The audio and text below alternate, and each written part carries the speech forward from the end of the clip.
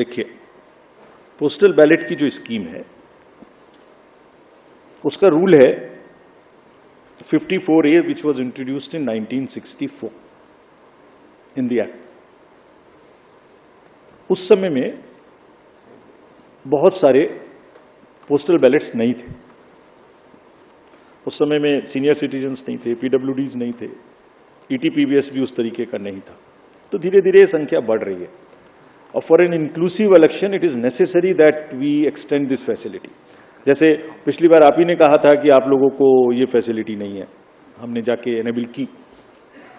सबको मिलनी चाहिए, एसेंशियल सर्विसेज वालों को मिलनी चाहिए। लोग कहते हैं हमसे हमें वोट देने का अधिकार क्यों नहीं, नर्सेज, डॉक्टर्स, बहुत जगह से बात आती है। हम वी आर ट्राइंग, हमने तो रिमोट वोटिंग में जो लोग घर से बाहर चले गए उन तक के लिए प्रयास करने की कोशिश की थी, जो अभी समय नहीं आया।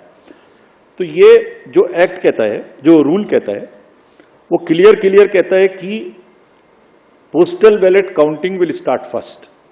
सो on all centres in the country it will start first, no doubt about it. After only half an hour would start the EVM counting. So there are three countings which are happening simultaneously, and it is happening.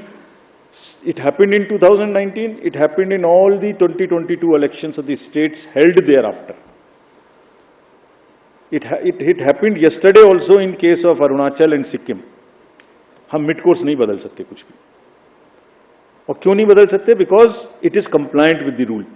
क्या कहता है कि तीनों start होंगी और उसके बाद निर्विरोध तरीके से लास्ट तक कंटिन्यू करेंगी।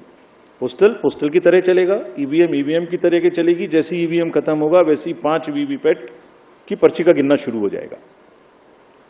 और आप लोगों की जनरल जानकारी के लिए, almost majority of the booths में पोस्टल बैलेट की संख्या कम है, तो वो वैसे ही ऑटोमेटिक पहले खत्म हो जाएगा। It will continue like this. This is what I wanted to से।